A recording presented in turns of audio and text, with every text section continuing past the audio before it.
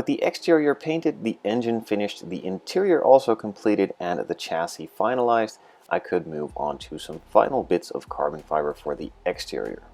And with some, I mean a lot. The main roof piece and also parts in the engine bay is one big piece part, and that needed to be fully covered in carbon fiber from back to front. And this one also needs to be done in a split pattern down the middle, one going left, one going right.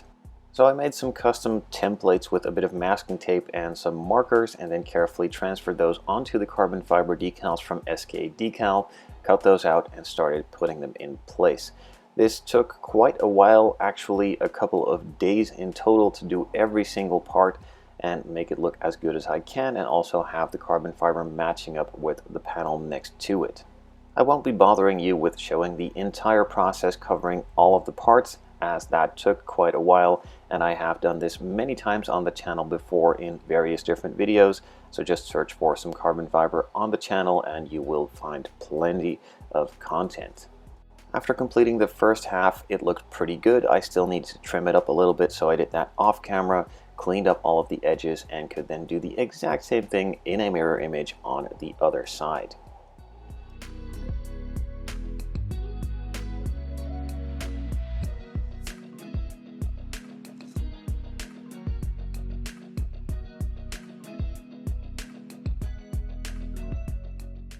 The second half now completed, so I could move on to those two rear quarters, doing the top, left, right, and also rear piece. Of course, moving on to some more parts for the side skirts, doing the underside, also doing the top side, the front splitter, and also the headlight buckets themselves.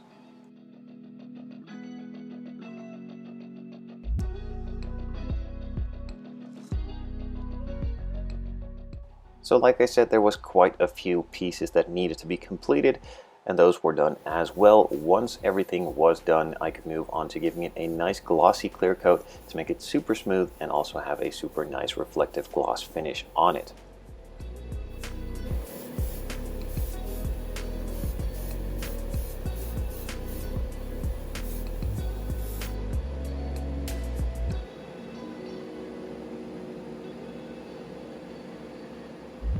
Once those were all clear coated and set aside to cure for a couple of days, in the meantime I moved on to the clear parts. These were masked off on both the in and outside to paint the inside black, and also the outside for the smaller rubber trim pieces as well. I then decided to paint the final pieces for the wing uprights or stands on the side in a titanium silver, and with that said and done, I could move on to unmasking some of the clear parts and start on the assembly after a little bit of cleanup.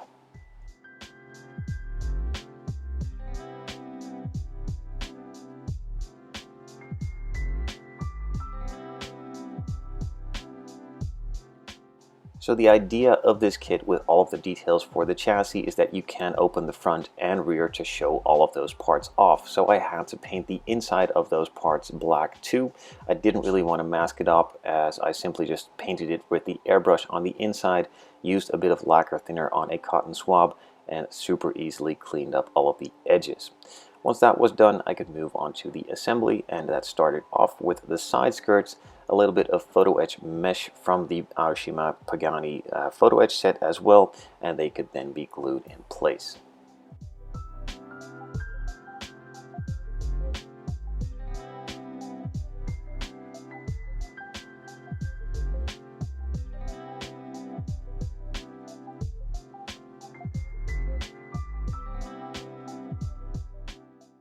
After putting the dashboard into the roof section, I then placed it on the main chassis itself. Now you are supposed to, if you're following the instructions, put the glass in prior to doing this, but since I think it is a bit of a fragile piece, specifically with all of the glass in, you could easily damage or break some of the parts once installing them. I figured I'd install this first and then do the glass later on. In order to hold that front section of the roof down, the small cowl that I installed in the chassis video now needs to be put permanently in place, and once that was done, I could move on to just simply sliding the glass in. This fit perfectly, no adjustments whatsoever, and a little bit of glue was required. The front splitter then was also installed as well, simply just glued in place.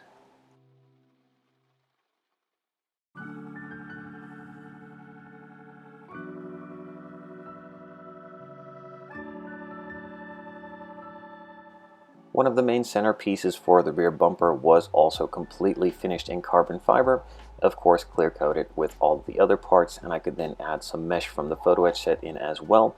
Now in the kit there is some mesh too, but that is completely enclosed flat plastic with a bit of a mesh detail, so the upgraded photo etch set is definitely worth it, as this makes this part see-through and you can still see the entire exhaust system, parts of the suspension and engine through it in the end.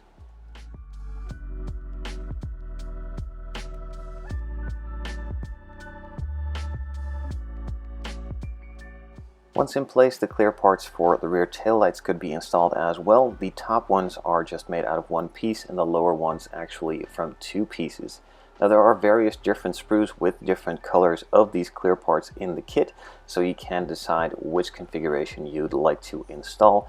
I just went with the one that I thought looked best, and that is the red clear on top, the clear white or just clear on the bottom with the orange indicator. On the door sill I also needed to install a final piece from the photo etch upgrade set, or you could use the decal from the kit itself, but in the photo etch set it is an actual metal transfer sticker and a 3D metal chrome finish, which looks a lot better than the decal itself.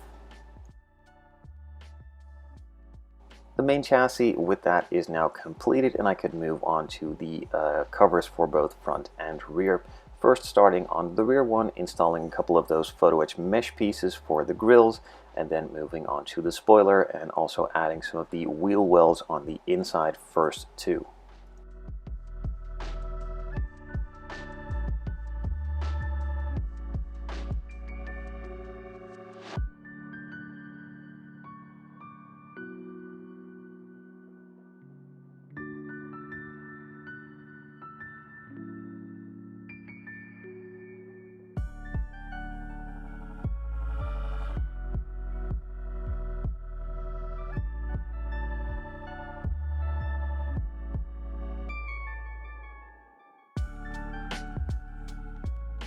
The main wing pieces are installed, and underneath there is a small extra wing piece that needs to be glued in place too. There were actually some pieces for on the bigger wing as well, but those were simply out of scale in my personal opinion, didn't really look good, so I decided not to add those and just leave it clean as is. The rear is completed, so we could move on to the front. I needed to install a couple of small clear parts. I simply just used some craft bond from Tamiya. This is a sort of wood glue type glue, safe for clear parts, dries nice and clear, and also keeps the parts in place very well. Now these were a bit fiddly as they were directional and pretty much only fit in one way, but then again the other way also kind of fit, so you needed to figure out which was which, and then press them in place and wipe away the excess glue. With those done, I could move on to the headlights themselves. They were made out of 4 separate buckets and then also some clear parts.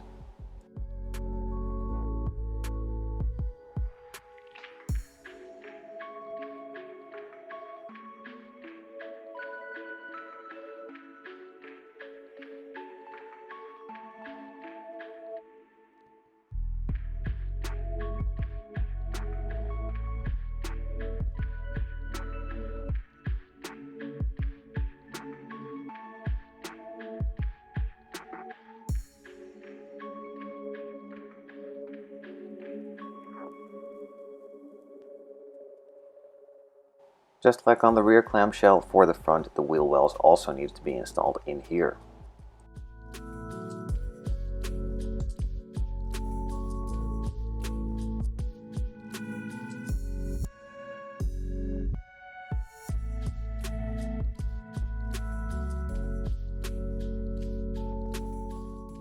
If you're simply following the instructions from the kit, the wing mirrors need to be installed too, and they are incredibly fragile. They simply need to be glued in place, but there are no pins or holes or any sort of thing to hold them there a little stronger. You simply just need to be applying a little bit of glue and putting the part on, and then praying that they don't fall off or you break them off the next instance you're touching the body.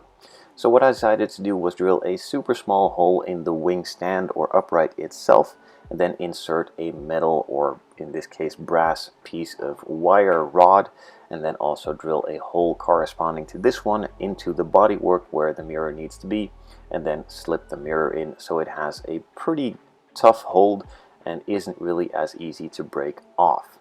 Once that was completed, I could move on to installing the lower part of the side skirts, also adding a badge on the rear and then assembling the doors.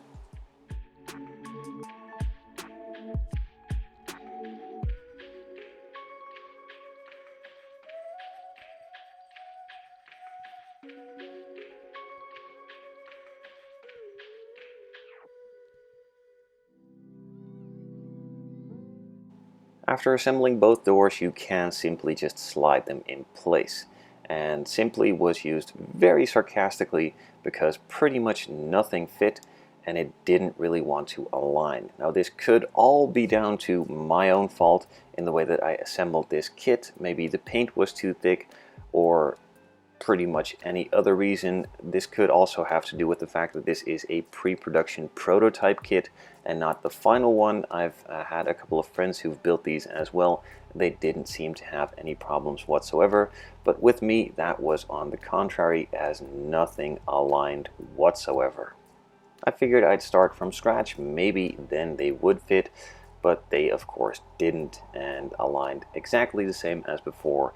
And with aligned, I mean terribly fit together with huge panel gaps and incredibly uneven fitment.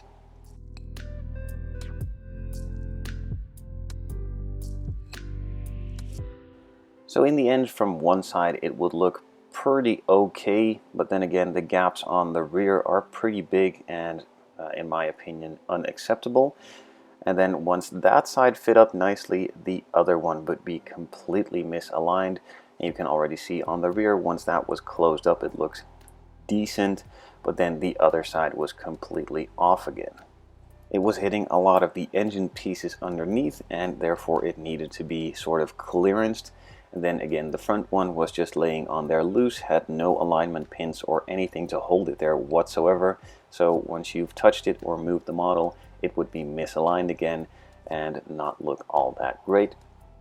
So there was pretty much only one remedy for this to make it easy for myself, and that was just to take some photos and also some videos, of course, of all of the parts and all of the details that I created in the other episodes.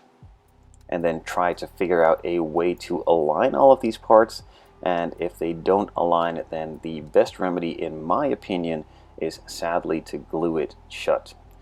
This means that all of the effort and time that I put into all of these parts will get lost in a way, but then again, with all of the videos and photos online, I can always take a look at those. In the end, I want a model on my shelf which has a good panel fitment and all the panel gaps looking nice, and I'm not going to start opening all of the doors and the engine bays and even the front part of this one just to look at it. I will simply never do that. So for me, it is a perfect way of finishing the model, so to speak, and have it looking good, standing there and not exposing any weird panel gaps and or weird fitment, but just have a nicely finished model on a completed shelf with the rest of my collection.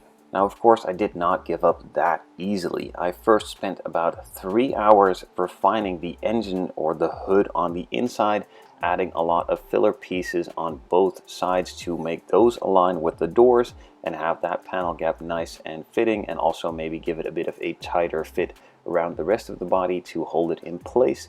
And then also clearanced a lot more on the inside of that piece so it wasn't hitting any of the engine components. But in the end, after spending 2 to 3 hours, it still wouldn't fit.